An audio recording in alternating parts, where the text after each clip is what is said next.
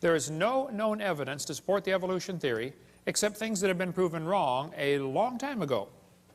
If real evidence exists for this evolution theory, I would like to see it. We've been offering $250,000 for real scientific evidence for evolution. We've had that offer for over 10 years. There isn't any, okay? I'll give you an example. Suppose I had a theory that the moon is made of green cheese. Now that's a dumb theory, I know. But hey, it's okay to have a dumb theory. There are no laws against dumb theories. But then suppose I started teaching my students, hey kids, did you know NASA proved my theory in 1973 when they went there on a secret mission and drilled a hole and found the moon is made of green cheese?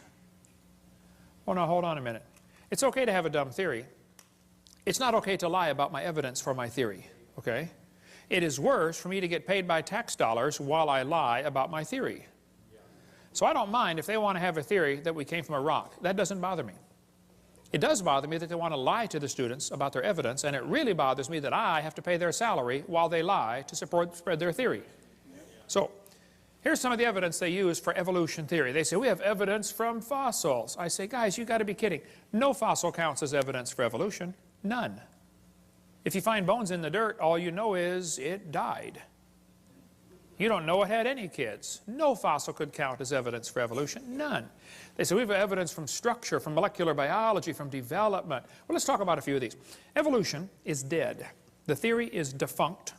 There is no evidence to support it. But some of the followers are pretty dedicated, and they're having a hard time letting it go. They'll even lie to you to make you think everything's fine. They say, wow, look at that evolution theory. It's perfectly fine. There's no challenge to evolution. Look, he never looked better. Pulse and heart rate look good. No, I'm sorry. He's a goner, okay?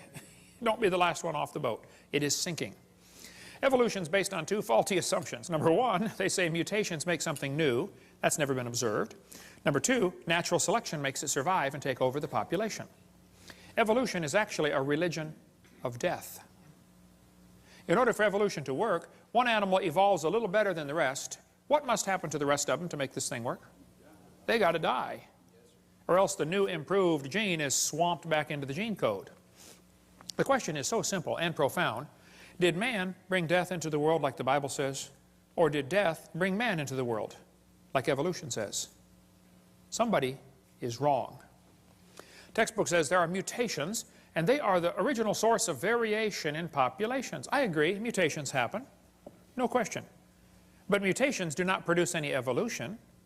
Mutations are scrambling up existing genetic code. They're not making anything new.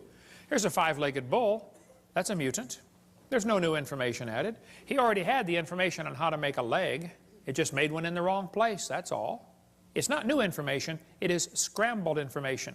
Here's a short-legged sheep. Again, no new information. And by the way, that's not beneficial. He's the first one the wolf is going to catch. Right? Go, boys, go. Here comes the wolf. Brrr. Oh, Herman didn't make it. There's a two-headed lamb. That's a mutant.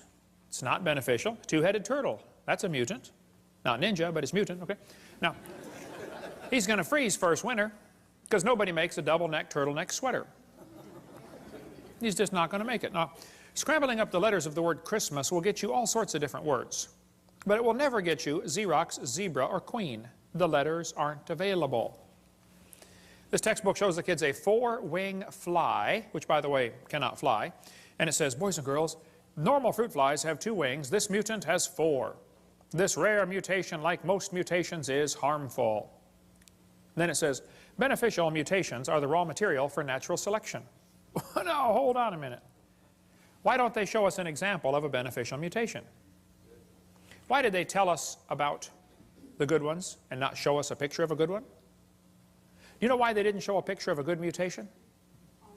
Because nobody's ever seen one. There's never been one beneficial mutation. I said that in a debate one time, and this atheist said, Hovind, you're lying. He said, I can name a beneficial mutation right now. He said, people in Africa that get sickle cell anemia are less likely to get malaria. I said, that's brilliant, sir. That's like saying if you cut off your legs, you can't get athlete's foot. They're both negative, okay? Then they say evolution and natural selection go together. This one says natural selection causes evolution. That's a lie. Natural selection selects. It doesn't create anything. Natural selection is not a creative force, okay? Natural selection may be a stabilizing force, but it is not a creative force. Anybody with half a brain can figure that out. Natural selection cannot create any properties. It can only select. This textbook says, evolution by natural selection had occurred in just 1 year. Oh, they're lying. It says natural selection can lead to evolution. That's a lie. Natural selection selects. It doesn't create a thing. If you worked in a factory that made cars, how far is the Saturn plant from here? Pretty close, isn't it? How many of you work, anybody here work in the Saturn plant? Okay. Suppose you worked in quality control. Your job was to check the car when they got done building it, you know, kick the tires, slam the doors, and drive it around, see if it runs. If you caught every single mistake, they don't, by the way, but if you did, okay, how long would it take that quality control process to change the car to an airplane? You say, Hovind, quality control can't change it to something else. Oh, I know. Only design engineers can change it. And God's natural selection is a quality control that will never change it to a different animal. It'll just make sure you get a good animal, that's all. They keep talking about survival of the fittest. Well, I agree, but that doesn't explain arrival of the fittest. And even survival of the fittest is pretty shaky. It's what's called a tautology, a sentence that means nothing. I'll show you. If you say, Professor, why did it survive? He'll say, oh, because it's the fittest, you know, survival of the fittest. How do you know it's the fittest? Because it survived. How else can you tell? Oh, I see. Look, if a whale goes through a school of fish and eats 80% of them, it's not survival of the fittest. It's actually survival of the luckiest. That's what's really going on out there. But some of these scientists have the ability to make amazing observations and still come to the wrong conclusion. One day a bunch of scientists were going to see how far a frog could jump. They put their big old frog down there and said, jump, frog, jump. That frog jumped 80 inches. They brought the frog back, cut off one leg. Said, jump, frog, jump. He only jumped 70. They brought him back, cut off another leg. Said, jump, frog, jump. He went 60. They brought him back, cut off another leg. Said, jump, frog, jump. He jumped 50 inches. They brought the frog back, cut off his last leg, and said, jump, frog, jump. You know, they expected he might go maybe, 40 based on the data. Actual jump was 0. The frog didn't move. They yelled louder, jump, frog. The frog never moved. The scientists were baffled. They tried the experiment again. New frog. Got the same results every time. So the brilliant scientists put their data together and said, you know what, folks, the frog jumped less as the legs were removed. Hey, that's a good observation. They got it right on the head. And they said, so we must conclude that a frog with no legs goes deaf. Bad conclusion. It's possible to have a good observation and still come to the wrong conclusion, you know. That's what they did with the fruit flies. They put them flies in the laboratory, they nuked them, microwaved them, x-rayed them. They did all kinds of mean things to those flies, and they got some weird looking baby flies. They got flies with curled wings. They fly around, bzz, bzz, bzz, bzz, couldn't go anywhere. They got flies with no wings at all. What do you call that? A crawl or a walk? Can't fly. They raised all these mutated flies in the laboratory and said, you know what, folks, fruit flies refuse to become anything but fruit flies.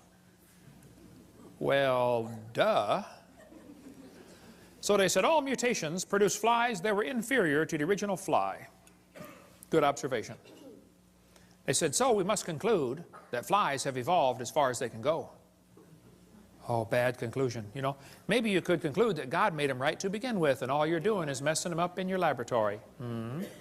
They were doing fine till you guys got a hold of them. Yeah. And they say evolution's as fit as ever. Yep, fruit flies in the north have wings 4% larger than flies in the south. Well, that proves something to somebody somewhere, I'm sure. But it's still a fly, okay? Then they tell the kids, the peppered moth is proof for evolution. They counted the moths on the trees and found it was 95% light colored and 5% black. Then they burned coal in the factories and the trees turned black. And they counted the moths again. It was only 5% light and 95% black. The problem is the entire story is a lie. They glued dead moths to the tree to take that picture for your kid's textbook. It's right here. Where's this book used at, brother? It's not used anymore. Peppered moth. It's still in the new books, though. Evidence for evolution. Those are dead moths glued on a tree, because after 40 years of watching, they found a grand total of 2 moths on the trees. 2 out of, let's see, what's 95% of 2? Wow. I have to do some figuring on that one. They still keep it in the textbooks, though, as evidence for evolution. What's the Tulsa Zoo doing, having a peppered moth display? I mean, this is a zoo, for heaven's sake. Why do they push evolution in a zoo? Get the book Icons of Evolution if you want a whole lot more on the history of this peppered moth idea. But they tell the kids, we're going to learn to think critically. Boys and girls, do you think humans are still evolving? What kind of question is that? That's one of those questions like, have you stopped beating your wife yet? Wow, let me think. If I say yes, I'm admitting I did. If I say no, I'm still doing it. Did you know it's possible for the question to already have a built-in assumption? Look at that question. Do you think humans are still evolving? What's the built-in assumption? That humans evolved. Now, how's a Christian kid supposed to answer that for homework for Monday? I would say, teacher, this question is poorly written. It assumes evolution has happened when it has not. It's like asking the question, you know, why are elephants orange? Boy, now there's a tough one. Why are they orange anyway? They're not orange? This is not learning to think critically. This is a Soviet-style indoctrination type brainwashing question. And when the kid gets done taking this class, he's going to think he knows how to think. But he doesn't. He knows how to be told what to believe, and he never understands how it happened to him. That's not thinking critically. You know, when they drilled into amber, how many saw the movie Jurassic Park, where they drilled into the amber and get the mosquito out, you know, mosquito blood? Also in amber, petrified tree sap, they find air bubbles. Air bubbles are 32% oxygen in amber. That's probably trapping the pre-flood atmosphere from when the trees cracked. And under greater air pressure, lots bigger things could fly. Insects breathe through their skin through spiracles, okay? And there's a surface area to volume ratio problem. If you have a cube that's 1 by 1 by 1, it has 6 square inches of surface and 1 cubic inch of volume. So it has 6 to 1 surface area to volume ratio. So canopy of water overhead would increase air pressure, allowing insects to get much bigger. A 50-inch wingspan dragonfly could not fly today. He can't flap fast enough, and he can't breathe enough air to keep up the speed that he needs to go that. But under greater air pressure, 50-inch dragonflies, no problem. They find fossil cockroaches 18 inches long. How'd you like to have those in your kitchen, ladies? Centipede found 8.5 feet long. It's a big centipede. Fossil grasshoppers have been found 2 feet long. They couldn't possibly survive today.